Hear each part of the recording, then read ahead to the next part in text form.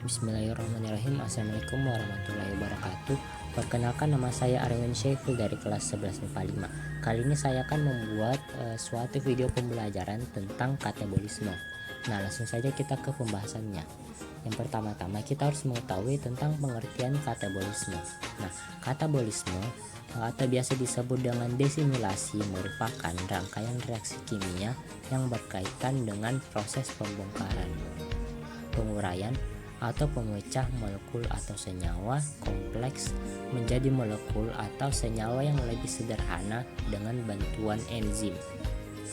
Nah, penguraian senyawa ini menghasilkan atau melepaskan energi berupa ATP yang tersimpan pada molekul dan biasa digunakan organisme untuk beraktivitas.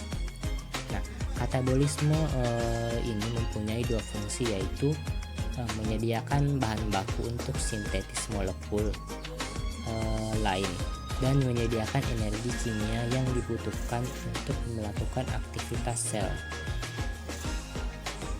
sehingga disebut sebagai reaksi energonik. Energi yang dilepaskan oleh reaksi katabolisme disimpan dalam bentuk fosfat, terutama dalam bentuk ATP atau adenosin trifosfat, dan berenergi elektron tinggi NADH2 atau nikotilamid adenina dinukleotida, serta FADH2 atau flavin adenin dinukleotida. Nah, contoh katabolisme adalah respirasi. Nah, berdasarkan kebutuhan akan oksigen, katabolisme dibagi menjadi dua, yaitu respirasi aerob adalah respirasi yang membutuhkan oksigen bebas dari udara untuk menghasilkan energi. Yang kedua adalah respirasi anaerob, adalah respirasi yang tidak membutuhkan oksigen untuk menghasilkan energi. Nah, respirasi aerob ini adalah respirasi yang membutuhkan oksigen bebas dari udara untuk menghasilkan energi. Contoh respirasi aerob adalah respirasi sel. Respirasi bertujuan untuk menghasilkan energi dari sumber nutrisi yang dimiliki. Semua makhluk hidup melakukan respirasi dan tidak hanya berupa pengambilan udara secara langsung. Respirasi dalam kaitannya dengan pembentukan energi dilakukan di dalam sel. Nah, oleh karena itu prosesnya dinamakan respirasi sel. Organel sel yang berfungsi dalam menjalankan tugas pembentukan energi ini adalah mitokondria. Respirasi termasuk ke dalam kelompok katabolisme karena di dalamnya terjadi penguraian senyawa kompleks menjadi senyawa yang lebih sederhana, diikuti dengan pelepasan energi. Nah, energi yang kita gunakan dapat berasal dari metabolisme tumbuhan. Nah, respirasi aerob ini dapat dibedakan menjadi 4 tahap, yaitu glikolis, dekarboksilasi, oksidatif. Yang ketiga siklus Krebs. Yang keempat adalah transport elektron.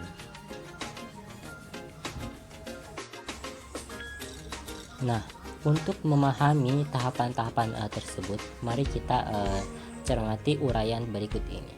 Nah, yang pertama adalah glikolisis. Nah, glikolisis ini adalah peristiwa pengubahan molekul glukosa 6 atom C menjadi 2 molekul yang lebih sederhana, yaitu asam pirufat atau 3 atom C. Nah, glikolisis ini terjadi dalam sitoplasma sel. Prosesnya terdiri atas beberapa langkah berikut seperti pada gambar berikut ini.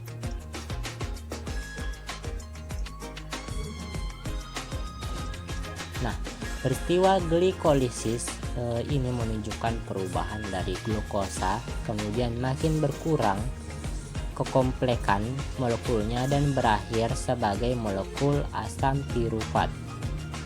Produk penting glikolisis dari satu molekul glukosa adalah 2 molekul asam pirufat 2 molekul NADH sebagai sumber elektron berenergi tinggi.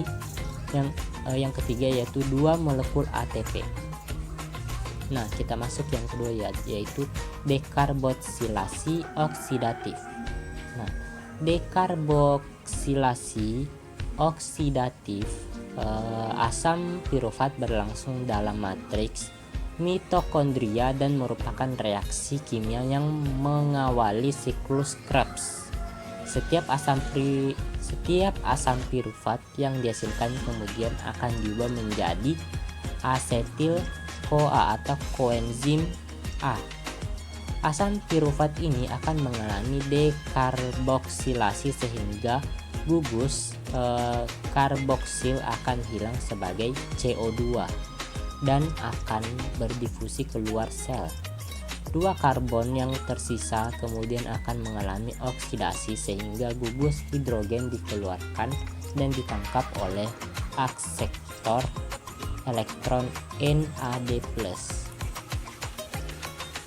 Nah, gugus yang terbentuk kemudian ditambahkan koenzim A sehingga menjadi asetil CoA. Hasil akhir dari proses dekarboksilasi oksidatif ini akan menghasilkan 2 asetil CoA dan 2 molekul NADH.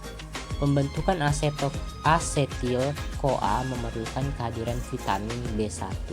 Nah, seperti pada gambar berikut ini.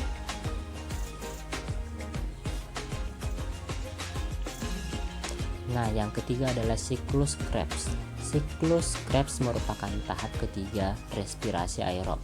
Nama siklus ini berasal dari orang yang menemukan reaksi respirasi aerob ini, yaitu Hans Krebs. Siklus ini disebut juga siklus asam nitrat, asam sitrat. Siklus Krebs berlangsung di dalam mitokondria pada kelompok eukariota, sedangkan kelompok prokariota berlangsung di dalam sitoplasma. Nah, dapat disimpulkan bahwa siklus Krebs merupakan tahap ketiga dalam respirasi aerob yang mempunyai 3 fungsi yang menghasilkan NADH, VADH2, ATP serta membentuk kembali oksaloasetat. Oksaloasetat ini berfungsi untuk siklus Krebs selanjutnya. Dalam siklus Krebs, dari setiap 1 molekul glukosa akan dihasilkan 6 NADH, 2 VADH2, dan 2 ATP. Nah, tahap keempat yaitu transport elektron atau tahap terakhir. Transport elektron merupakan serangkaian peristiwa pemindahan elektron dan ion hidrogen atau H+. Selama 3 proses sebelumnya dihasilkan beberapa reseptor elektron yang bermuatan akibat penambahan ion hidrogen. Reseptor-reseptor ini kemudian akan masuk ke transfer elektron untuk membentuk suatu molekul berenergi tinggi yaitu ATP. Reaksi ini berlangsung di dalam membran mitokondria. Reaksi ini berfungsi membentuk energi selama oksidasi yang dibantu oleh enzim P-reduksi. Nah, perhatikan pada gambar berikut ini. Dapat berdasarkan uraian di atas dapat disimpulkan bahwa selama proses respirasi aerob dihasilkan sekitar 38 ATP dengan rincian sebagai berikut. Nah, proses ini terbagi menjadi 3 yaitu glikolisis, dekarboksilasi oksidatif, dan siklus Krebs. Nah, masukkan energi pada proses glikolisis yaitu 2 ATP dan ditambah 2 NADH. Nah, jadi 2 dikali 3 ATP yaitu mendapat hasil 8. Nah, sedangkan untuk masukkan energi pada proses dekarboksilasi oksidatif ini yaitu 2 NADH atau 2 kali 3 ATP. Nah, dapat menghasilkan 6 ATP. Nah, masukkan energi dari siklus Krebs yaitu 2 ATP ditambah 6 NADH atau 6 kali 3 ATP tambah 2 FADH2 atau 2 kali 2 ATP, yaitu mendapatkan hasil 24 ATP. Jadi jumlah energi yang dihasilkan yaitu 38 ATP. Nah, yang kedua yaitu respirasi anaerob. Respirasi anaerob adalah respirasi yang tidak membutuhkan oksigen untuk menghasilkan energi. Respirasi anaerob merupakan respirasi yang tidak menggunakan oksigen sebagai penerima akhir pada saat pembentukan ATP. Nah, respirasi anaerob juga menggunakan glukosa sebagai substrat. Respirasi anaerob sering disebut dengan juga fermentasi. Dari produk yang dihasilkan fermentasi dibedakan menjadi dua, yaitu fermentasi asam laktat dan fermentasi alkohol. Nah, kita akan masuk ke fermentasi asam laktat. Fermentasi asam laktat adalah fermentasi glukosa yang menghasilkan asam laktat.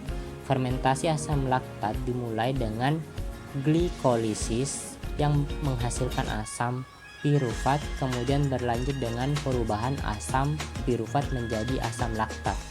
Pada fermentasi asam laktat, asam pirufat bereaksi secara langsung dengan NADH membentuk asam laktat. Nah, seperti pada gambar berikut ini.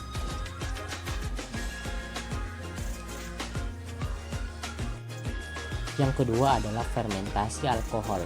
Pada fermentasi alkohol ini, asam pirufat diubah menjadi etanol atau etil alkohol melalui dua langkah reaksi, yaitu satu reaksi pembebasan CO2 dari asam pirufat yang kemudian diubah menjadi asetaldehida. Nah, yang kedua reaksi reduksi asetaldehida oleh NADH menjadi etanol. NAD yang terbentuk akan digunakan untuk glikolisis. Nah, seperti pada gambar berikut. Pada respirasi anaerob, energi yang diperoleh lebih sedikit dibandingkan dengan respirasi aerob. Energi yang dihasilkan yaitu 2 ATP setiap molekul glukosa.